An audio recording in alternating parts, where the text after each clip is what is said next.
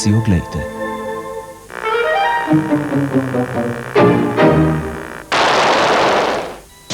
V petkovi visoki napetosti, popolnoma zdravi ljudje, v popolni kondiciji. I've seen 2 other patients just like him with massive organ failure in the last 48 hours. He was surfing with a buddy of ours. I mean, he was absolutely fine. Smrt. I knew the first victim and he was surfing the day the symptoms presented. Mlad zdravnik. Njegov sum, morska voda. Everyone infected has been in the water, so there's got to be a link. V njej pa smrtonosni mikrobi. Človekova preteklost ni le mrtva zgodovina. Je še živ grenak okus po zasluženi sramoti. Frankova preteklost. He always kills in pairs. You know this guy 20 years ago. In reinkarnacija. I was almost a second of a pair. Njegove največje nočne more. Can you see what I see, FBI? Ob 20 smrtonosni mikrobi in ob 21 mileniju.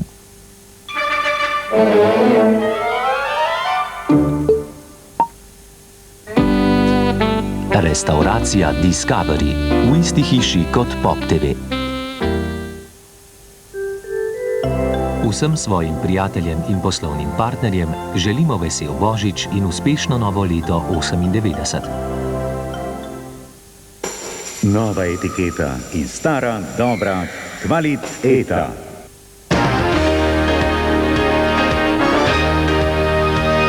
Americars predstavlja Pontiac Grand Prix, Chevrolet Tahoe, Chevrolet Blazer. Moč, udobje in varnost kjerkoli in kadarkoli. Pontiac, Chevrolet in Cadillac, pojem kvalitete in zanesljivosti. Avtogalerija Americars, Ljubljana, Črnuče.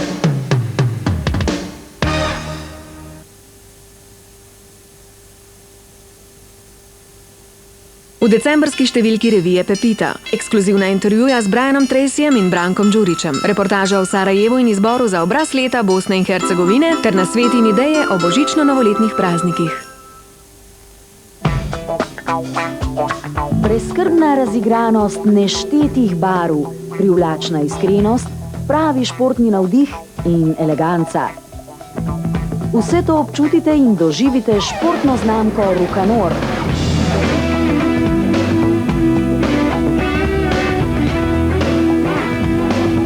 Vesel Božič in uspehov polno novo leto 98 z vrhunsko športno znamko Rukanor. Z Rukanorjem bo vaše življenje res športno.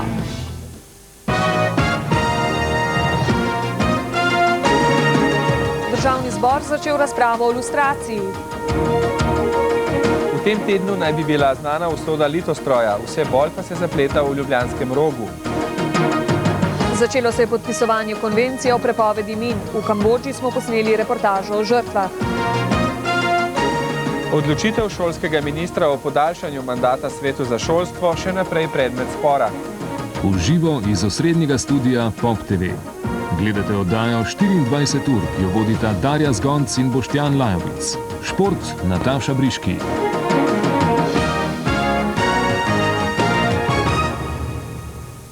Dobro večer. Pozdravljeni. Začenjamo z vremenom, ki marsikomu že načenja počutje. Dežuje tako rekoč neprekinjeno že 11. dan. No, danes je dež ponekod že prešel v sneg. Največ težav vreme povzroča voznikom, saj so ceste mokre in spolzke, nekatere pa tudi zasnežene. Zimska oprema je obvezna na mejnih prehodih Ljubelj, Jezersko, Korensko sedlo, Rateče, Predel in Učja, pa tudi na cestah skozi Tuhinjsko dolino in Črni vrh nad Idrijo. Srečno vožnjo torej, osrednja pozornost pa velja Državnemu zboru, kjer se je pozno popoldne začela dolgo pričakovana seja o lustraciji. Prva sta spregovorila predlagatelja zakona o lustraciji ter resolucije o protipravnem delovanju komunističnega totalitarnega režima Lojze Peterle in Janez Janša. Lojze Peterle se je v nagovoru lotil vseh, po njegovem mnenju, protipravnih dejanj komunistične partije, ki jih je ta storila od leta 1945 do osamosvojitve Slovenije. Od povojnih pobojev, informbiroja do odstavitve Staneta Kavčiča. In zato mora Slovenija, je bil prepričan Peterle, posnemati ostale postsocialistične države in s tem zakonom in resolucijo obsoditi prejšnji sistem. Mi smo prepričani, da je treba za naše politično in še kakšno zdravje reči jasen ne In to formalen ne temu, kar se je napačnega godilo v tistih časih. Mi ne moremo pristajati, da so bile samo napake, stranpoti, deviacije in podobne zadeve. Mi moramo jasno povedati, da so bila dejstva, ki zaslužijo obravnavo in ki zaslužijo tako obravnavo, da bomo govorili tudi o odgovornosti. Janša je zavračal očitke, zakaj se niso prej spomnili na obsodbo prejšnjega sistema, kljub temu, da je bil Demos nekaj časa celo na oblasti. Janša je zatrdil, da za to ni bilo nikoli dovolj interesa, najboljši odgovor zakaj pa je po njegovem mnenju v Novi reviji zapisal Drago Jančar. Na ruševinah idej, ki so opustošile to stoletje, med očrnelimi tramovi pogorelih totalnih ideologij, stojijo glasniki novega časa in vpijejo. Pozabimo na preteklost, ukvarjamo se s prihodnostjo. Pri tem pa mislijo na svojo sedanjost, ki jo naglo spravljajo v svoj funkcionalni, pragmatični in privatizacijski red. Poslanci Socialdemokratske stranke so državnemu zboru predložili tudi proceduralni sklep, da predsednik države Milan Kučan, na katerega tudi sicer leti največ očitkov, svoje odklonilno mnenje do zakona predstavi v državnem zboru, vendar poslanci o tem še niso glasovali. No, razprava bo očitno vroča, prijavljenih pa je tudi veliko razpravljavcev. Sicer pa je v državnem zboru naš reportažni avto. Razpravo pazljivo spremlja reporter Antiša Korjan. Antiša, pozdravljen. Dober večer. Kaj je trenutno novega? Torej, v tem trenutku je bila razprava za trenutek prekinjena, sicer pa so se prej poslanci in vodje poslanskih skupin odzivali na uvodno razpravo, precej dolgo razpravo, enega od predlagateljev Janeza Janše. V zvezi z Janševo razpravo naj povem le to, da se je Janez Janša tokrat precej ostro obregnil ob delo večine slovenskih medijev, saj bi naj bili kar večina njih v službi kontinuitete prejšnjega režima. Sicer pa se je v imenu liberalne demokracije Slovenije Darja Lavtižar Bebler zavzela proti lustraciji oziroma lustracijski zakonodaji, predlagateljema Peterletu in Janši pa je očitala kar nekrščansko obnašanje, saj naj bi torej lustracija pomenila prav maščevanje, ki naj bi nekako ne bilo v skladu z krščansko etiko. Borut Pahor se je prav tako zavzel proti lustraciji, zavzel pa se je za to, da naj večino energije poslanci in politiki nasploh posvetijo gledanju v prihodnost in ne brskanju po preteklosti. Antiša, govore je bilo tudi o tem, da naj bi pred poslanci nastopil predsednik države Milan Kučan. So ta sklep že izglasovali? O tem sklepu so glasovali, izglasovali pa ga niso, tako da zaenkrat kaže, da Milanu Kučanu ne bo treba nastopiti pred parlamentom, vprašanje pa je, ali bo to storil sam od sebe. Ali je iz dosedanje razprave že mogoče reči, kako bo glasovala Ljudska stranka? Jasno je, da so njeni glasovi ključni. Torej, do tega trenutka je v imenu Ljudske stranke razpravljal predsednik njene poslanske skupine Franc Zagožen in kot kaže, se Ljudska stranka zavzema za lustracijo, vendar v, kot so dejali, okviru ustavnih možnosti oziroma pristojnosti. Antiša, hvala lepa za zdaj, jutri pa seveda več o tej temi v naši oddaji. Lep pozdrav. Toliko torej iz parlamenta, zdaj pa k sindikatom, ki so v zadnjih dneh vse bolj glasni. Tokrat zaradi napovedanih varčevalnih ukrepov, s katerimi naj bi vlada prihodnje leto zmanjšala proračunski primanjkljaj. Vladi zamerijo predvsem to, da je ukrepe načrtovala brez njihovega sodelovanja. Napovedujejo pa tudi že prve javne proteste. Sindikalni sestanki se te dni vrstijo kot po tekočem traku. Danes so se o varčevalnem paketu, ki ga je vlada položila pod letošnjo novoletno jelko, pogovarjali sindikalni zaupniki davčne uprave. Podobni sestanki pa se obetajo v vseh sektorjih državne uprave. Vladi zamerim za to, da se na naše pobude, predloge, kar je že en mesec pa pol dopisujemo, ne odziva v smislu tega, da bi res prišlo do resnega pogajanja o teh ukrepih in ocenjujemo, da so zadeve, razmere zelo dramatične. Mi se bomo pozvali z stopnjevanjem pritiska na te ukrepe. Kot je znano, naj bi vlada poleg davkov in drugih ukrepov za povečanje priliva v državno blagajno uvedla tudi drastične ukrepe za zmanjševanje porabe v državni upravi. Za 3 leta naj bi tako ustavili vsa napredovanja v državni upravi, ukinili beneficirano delovno dobo, zmanjšali odpravnine, ukinili regres za funkcionarje in direktorje, zmanjšali pa naj bi tudi stimulacije. Po mnenju sindikalistov pa so ti ukrepi prehudi in zgrešeni. Poleg padca standarda namreč pomenijo tudi slabšo učinkovitost uradnikov. Poglejmo si konkreten primer davčne uprave. V Sloveniji je trenutno 56 milijard davčnih dolgov, od katerih je približno 28 milijard izterljivih. Toda tistih, ki naj bi to izterjali, je premalo, njihove plače so nizke, 10-milijonske dolgove pa lovijo v starih katrcah. Varčevalni ukrepi so za njih še posebej težak udarec. Po kmečki pametni, kar se davčne uprave tiče, če ti ne polagaš v jasli sena kravi, ki jo molzeš, pol tudi mleka ne moreš dobiti. Sindikati od vlade zahtevajo pogajanja, že naslednjo sredo pa bodo pred vladnim poslopjem pripravili protestno zborovanje. Po napovedih ministra za gospodarstvo Metoda Dragonje naj bi bila v tem tednu jasna usoda Litostroja. Možnosti naj bi bili samo dve. Povezava švicarsko-švedskim koncernom ABB ali pa stečaj. V zadnjih tednih pa se vse bolj resno pojavlja tudi tretja, tako imenovana domača različica. Strokovnjaki strojne fakultete, ki so jo pripravili, so prepričani, da je najboljša. Po mnenju vlade je reševanje Litostroja v povezavi s koncernom ABB za Slovenijo sprejemljivejše zaradi nižje cene in lažjega dostopa na tuje trge. Vendar pa skupina strokovnjakov, ki je pripravila domačo različico, trdi, da bi se za oceno ustreznosti obeh variant morala vlada najprej seznaniti tudi z njihovim predlogom. Nas vlada ni enakovredno obravnavala z ABB-em, ker na primer ABB nikoli ni imel problemov za en sestanek, za en poslovno resen sestanek z vlado. Mi pa smo porabili več kot 2-3 meseca, da smo prišli enkrat do sestanka, bil nam obljubljen drugi. Predlagatelji domače različice tudi odločno zanikajo, da bi ohranitev Litostroja v slovenski lasti obremenila državni proračun z enako vsoto kot sanacija železarn. Po njihovem mnenju ima Litostroj dovolj kapitala za oživitev proizvodnje v nepremičninah, ki jih ne potrebuje.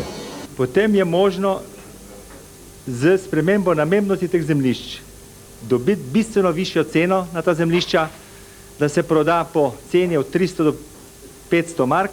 To noter je v 20 hektarih tisti denar, ki je potreben za štart. Toda še vedno je edino znano dejstvo o Litostroju to, da bo treba rešitev poiskati čim prej. Vsak izgubljen dan namreč za Litostroj pomeni 5 milijonov tolarjev izgube, za 24 ur Borut Godec. Zapleta se tudi v tovarni koles Rog. Po trditvah delavskega sveta naj bi v procesu sanacije prišlo do nezakonitosti. Po naših informacijah primer že raziskujejo Agencija za plačilni promet, policija in javno tožilstvo. Nekdanji direktor vse obtožbe zanika. Pravi tudi, da o odstavitvi še ni bil uradno obveščen. Vsi očitki o nepravilnostih se mu zdijo smešni. Seveda se mi zdi ta zamenjava popolnoma nezakonita. Za vsebino pravzaprav razlogov še nisem zvedel, ker sklepa še nisem prijel. Za vsebino nekih ovadb ali kakršnih koli preiskav sploh ne vem. Gašperlin novemu vodstvu očita, da naj bi bila njegova naloga pripeljati podjetje v stečaj ter iz stečajne mase poplačati največje upnike. Novo vodstvo definitivno ne more imeti takšnih interesov in ne vem, iz kakšnega naslova bi lahko bili takšni očitki. Mi želimo sanacijo uspešno zaključiti in želimo, da je Rog v prihodnosti podjetje takšno, kot je že v preteklosti bilo. Izvedeli smo, da sta glavna kamna spotike prodaja bivših proizvodnih prostorov na Trubarjevi ulici v Ljubljani in izgradnja nove lakirnice. Oba posla sta vredna precej denarja. Podjetje ima sicer veliko težav z dolgovi, vendar pa precej kazalcev kaže, da bi se ob uspešni prisilni poravnavi počasi lahko postavilo na noge. Očitno pa je bila sanacija podjetja vseeno uspešna. Kljub temu, da plačujejo več kot 200 delavcev, ki so tehnološki višek, so imeli meseca oktobra le 100 tisoč tolarjev izgube. Ko smo že pri gospodarstvu, letos je bilo v Sloveniji zaradi gospodarskega kriminala podanih 3500 ovadb. Gospodarstvo je bilo oškodovano za kar 9 milijard tolarjev, med ovadenimi pa je največ direktorjev. V zadnjih 9 mesecih je tako nastalo za 8% več materialne škode kot lani v enakem obdobju, kar je 65% vse škode, ki nastane zaradi kriminala v Sloveniji. Letos so kazensko vadili kar 490 direktorjev, največ iz Ljubljane in Maribora. Gre za direktorje seveda večjih, manjših, srednjih podjetij, vključno z direktorji DOO-jev, ki so predvsem osumljeni ponavadi kakšnih večjih goljufij. V zadnjih nekaj letih so značilna kazniva dejanja, ki so nastajala zaradi preoblikovanja družbene lastnine, s tem pa tudi nastanka veliko zasebnih podjetij. Tu so prevladovale poslovne in finančne goljufije, računalniška kriminaliteta, lažni stečaji, pranje denarja in zlorabe avtorskih pravic. Med 3500 podanih ovadb največ kaznivih dejanj najdemo zaradi zlorabe položajev odgovornih oseb. Zaradi sklepanja škodljivih pogodb za matična podjetja, odliva družbenega denarja v zasebna podjetja, prodajo zemljišč pod sumljivimi pogoji, brezplačne odtujitve poslovnih prostorov ter ponarejanja raznih listin. Na nezavidljivem prvem mestu oškodovanih podjetij najdemo Alples Železnike, kjer je zmanjkalo 324 milijonov in Agrarijo Brežice s polovico manj odtujenega denarja. Najnovejša kriminalistična preiskava te dni pa poteka v koncernu Litostroj. Seveda vedno ugotavljamo, da se nam usporedno ob stečajih firm, ki ponavadi nastajajo iz nekih ekonomskih razlogov, pojavlja seveda tudi kriminalne. Vse kazenske prijave so zdaj že na tožilstvo, ker čakajo na obravnave. Vendar pa je v večini primerov, če do procesov sploh pride, oškodovanje podjetij zaradi različnih pravnih razlag zelo težko dokazljivo. V nadaljevanju ekskluzivni prispevek o strahotnih posledicah protipehotnih min v Kambodži. In ne Marjan Podobnik, ne Slavko Gaber ne popuščata v sporu zaradi sveta za prenovo šolstva. Na mednarodni konferenci v Ottawi predstavniki 125 držav pravkar podpisujejo sporazum o prepovedi uporabe protipehotnih min. Konvencijo bo podpisala tudi Slovenija, med podpisnicami pa ne bo 3 največjih izdelovalk min Rusije, Kitajske in Združenih držav Amerike. Naši sodelavci so obiskali Kambodžo, kjer protipehotne mine vsak dan terjajo nove žrtve. Zaradi eksplozij protipehotnih min je v Kambodži 40 tisoč invalidov. Vsak mesec eksplozije min terjajo 200 novih žrtev. Večina zakopanih min je iz obdobja med leti 80 in 90 posledica bojev med gverilo in vladnimi enotami. It's estimated that there are possibly between 4 and 6 million landmines, and there are 1 in 236 of the population is an amputee. Med žrtvami so največkrat ženske, otroci in mladi. Izdelovanje invalidskih vozičkov je sicer žalostno pravilo, vendar ena izmed možnosti za preživetje.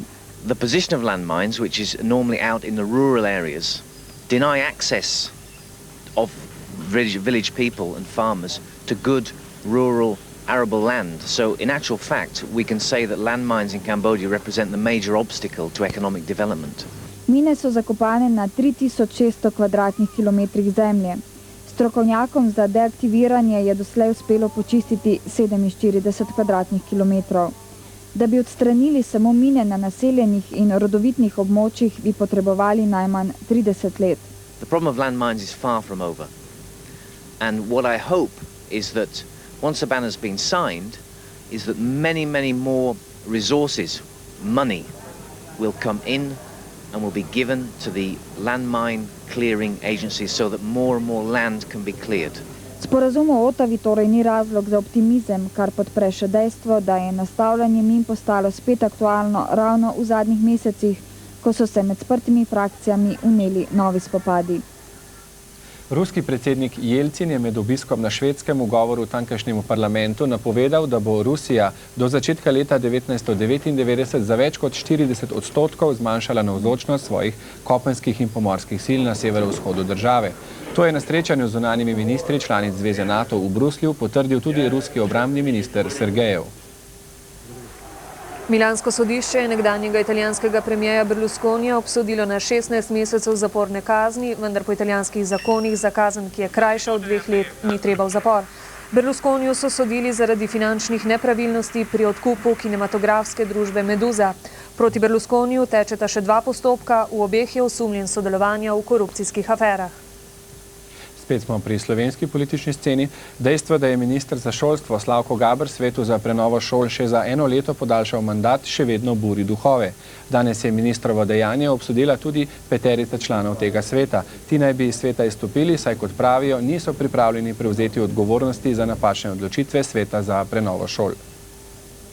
Kljub temu, da je 5 članov sveta za prenovo šole ministra seznanilo strokovnimi pomisliki glede prenove, je ta svetu kot takemu podaljšal mandat za 1 leto. Kot pravijo, so se zato odločili iz sveta odstopiti.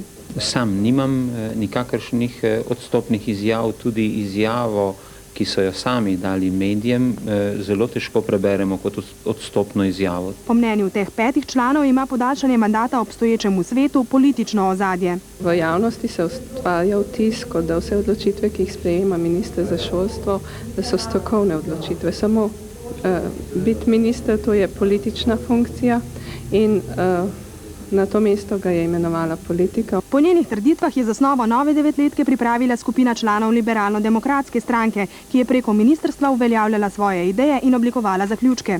Pripombe mnogih strokovnjakov pa so se ignorirale. Gospa Piciga je pri pripravi koncepcije sama sodelovala, meni ni znano, da bi bila članica liberalne demokracije, kot tudi mnogi drugi, ki so pri tem sodelovali, niso. Sicer pa naj bi se zgodba razpletla jutri, ko bo o upravičenosti podaljšanja mandata razpravljala tudi vlada. So se sestali predstavniki stanovanjskih skladov. Že pred časom so državne organe obvestili o vse večjem pomankanju neprofitnih in socialnih stanovanj.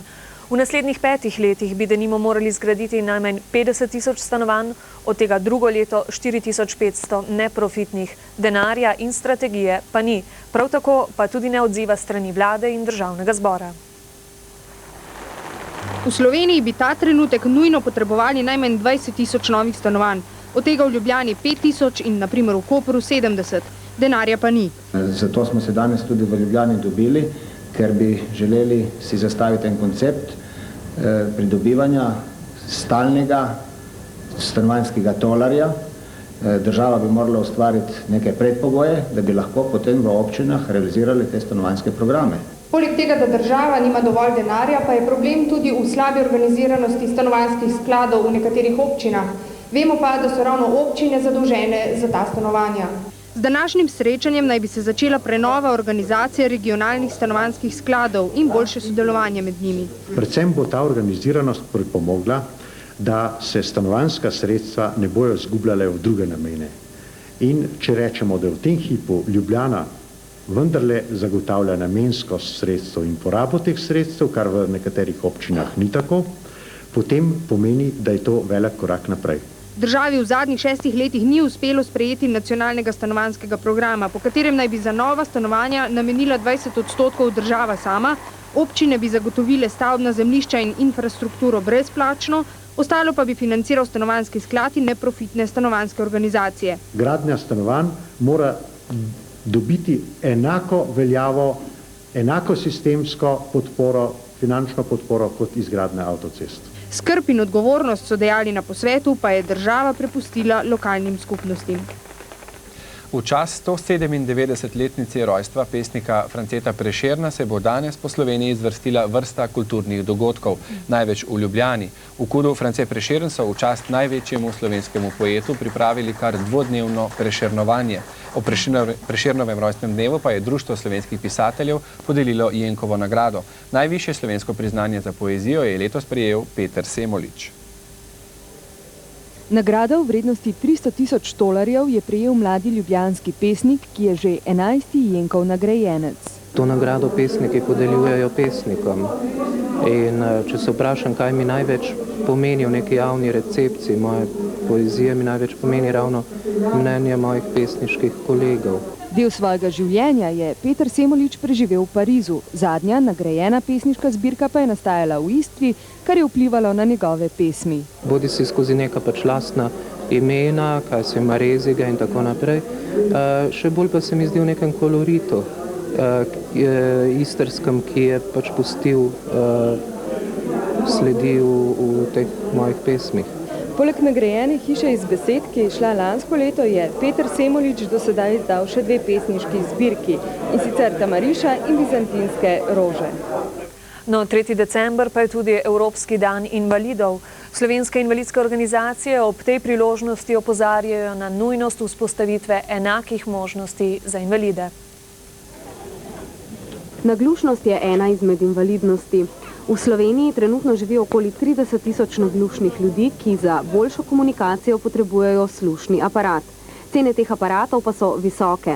Nakup standardnega aparata sicer krije zavarovalnica, vedno več ljudi pa želi in potrebuje nadstandardne aparate. Ti so precej dragi, dosežejo tudi 1000 mark in nadstandardne aparate mora vsak plačati sam. Materin jezik gluhih pa je govorica rok ali znakov. Prednost tega jezika pa v tem, da so osnove univerzalne in se lahko gluhi vsega sveta sporazumevajo s tem jezikom. Naučiti se ga je približno tako težko kot ostale jezike. Večje težave pa se začnejo, ko se želi učenec vključiti v standardne šole. V svetu to rešujejo pravzaprav dokaj preprosto. To je z tolmačem, ki predavanja prevaja v znakovni jezik. Tako kot v Združenih državah pa bi lahko tudi našim študentom ponudili predavanja kar v pisni obliki. Toliko torej v prvem delu naše oddaje. Seveda pa nikakor ne smete zamuditi še športa in Nataše Briški. Mi pa se vidimo spet jutri. Do takrat. Nasvidenje. Nasvidenje.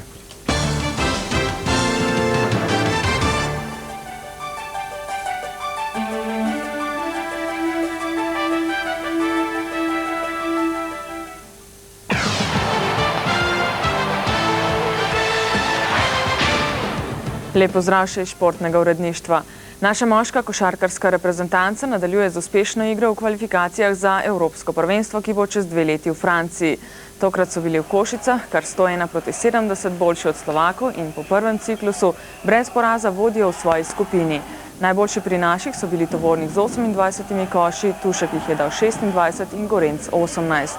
Kvalifikacije se bodo s tekmama proti Belgiji in Bolgariji nadaljevale konec februarja prihodnje leto.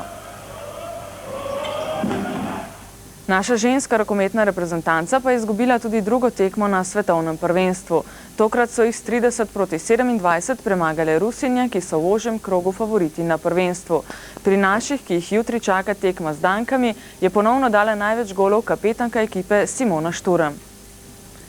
Potem, ko je ameriški proizvajalec gum Goodyear napovedal odhod iz Formule 1, so se ekipe začele zanimati za vse boljši Bridgestone. Pri McLaren Mercedesu so prvi objavili sodelovanje. Novica dneva prihaja iz McLarenove garaže. Britansko-nemška ekipa je danes podpisala večletno pogodbo z japonskimi gumami Bridgestone. Gre za prvo izmed ekip iz tako imenovane visoke družbe. Mnogi so se včeraj čudili, zakaj sta ostala McLarenova dirkalnika v Barceloni kar v zaprti garaži. Toda pogodba z Japonci še ni bila podpisana. No, že dopoldne sta Mika Häkkinen in David Coulthard zapeljala na stezo. Drugačne skrbi imajo pri Williamsu, kjer so 2 dni izbirali novega testnega voznika. 4 kandidati so se borili za sedež, malo znana imena, Montoya, Wilson, Ayari in Minasion. Montoya je bil s časom 1.19.2 najhitrejši med vsemi. Williams tudi testno ekipo jemlje zelo resno. He will be our test driver for 1998 and that will hopefully lead on to be a race driver. Odločitev o dirkaču naj bi bila znana v enem tednu. Najboljše možnosti pa pripisujejo Ayariju, ki govori dobro francosko. Kajti Williamse bodo poganjali še naprej isti francoski motori z novim imenom Mekakrom. Danes sta mladeničev dirkalnikih zamenjala Jacques Villeneuve in Heinz-Harald Frentzen. Prvič je z Benettonom dirkal tudi Giancarlo Fisichella in napovedal, s to ekipo bo prišel povsem do vrha. Vrhunski svetovni športniki, še posebej boksari, igralci golfa in košarkari, so po statistiki finančne revije Forbes med najbolje plačanimi na svetu in seveda, kjer se pojavijo, vzbujajo tudi veliko medijske pozornosti. Kljub temu, da najboljši košarkarski ekipi zadnjih let, Chicago Bullsom, letos ne kaže najbolje, njihovo razmerje je 9 zmag in 7 porazov, pa zaenkrat še ne kažejo nobenih skrbi. Najbolj plačani športnik na svetu, Michael Jordan, si je celo vzel čas za skupen trening z univerzitetno ekipo iz Arizone. Kljub temu, da je Jordan v glavnem svetoval bodočim zvezdnikom, pa ni mogel mimo težav Scottija Pippna. I think his first priority is to get himself in shape, get himself physically ready to play. I mean, we hope that when he's practicing, he's contemplating, fulfilling that situation, coming back to the team. But once again, Scotty's going to have to take time and make his own decisions. 6. na Forbesovi lestvici najbolje plačanih športnikov Tiger Woods pa se je odločil, da odpre svojo stran na internetu. Prav tako ima popularni Tiger svojo elektronsko pošto, kamor mu vsi oboževalci lahko pošljete vprašanje. Only thing I'm curious about is when I hop on the web and I go to my site and I say, yeah, this is Tiger Woods speaking, and what they're actually going to believe me or not. In seveda še naslov www.tigerwoods.com. 3. na Forbesovi lestvici Oscar de la Hoya pa se pripravlja na sobotni dvoboj za naslov svetovnega prvaka po verziji WBC proti izzivalcu Rivieri. He hits hard, he's well experienced and he's out there to win. He's very hungry to win. So it helped me to train harder and to rededicate myself in boxing. Za nastop bo de la Hoya dobil $6 milijonov, letos pa so Jordan, Woods in de la Hoya skupaj zaslužili kar $142,4 milijona. Nekaj vrtoglavo visoki zaslužki. Za nocoj pa je to tudi vse. Imejte se lepo in nasvidenje jutri.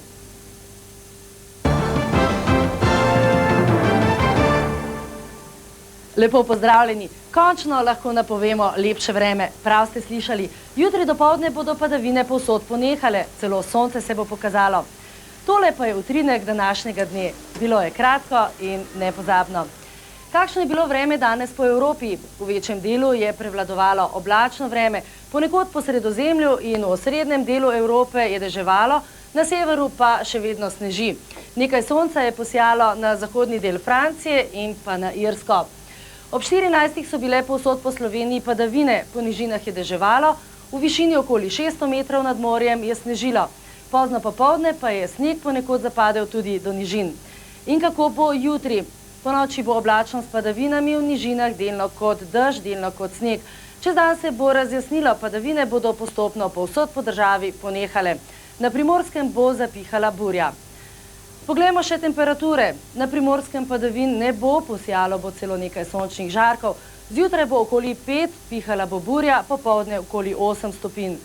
Na Dolenjskem in v Beli krajini bo sprva oblačno, tu in tam bo še padla kakšna kapljica dežja. Najnižje jutranje temperature bodo okoli 2, najvišje dnevne do 3 stopinje. Poglejmo Ljubljano in okolico. Zjutraj bo še oblačno in 2 stopinji, popoldne se bo tudi v tem delu države občasno delno razjasnilo. Na Gorenjskem bo zjutraj kar hladno, 4 pod ničlo bo, popoldne bo okoli ničle, obeta se lep, sončen dan. In kako bo na severovzhodu? Na Štajerskem bo zjutraj padlo še nekaj dežnih kapelj, 2 stopinji bo na termometru, popoldne se bo delno razjasnilo, padavin pa prav tako ne bo. Tudi v Prekmurju bo zjutraj oblačno z rahlimi padavinami, temperature pa se bodo ves dan gibale okoli 2 stopinji. Popoldne bo posijalo nekaj sončnih žarkov. Obeti za prihodnje dni. V petek in soboto bo zmerno do pretežno oblačno, vendar suho vreme. Na Primorskem bo delno jasno, pihala bo burja. Če boste danes še sedli za volan, bodite previdni in vozite počasi. Želim vam srečno pot in lep večer še naprej. Jutri na Pop TV. 24 ur ob 19:30. Brez zapor z Jonasom ob 20. Ob 21. akcijska nanizanka Obalna straža po noči. In ob 22. prijatelji.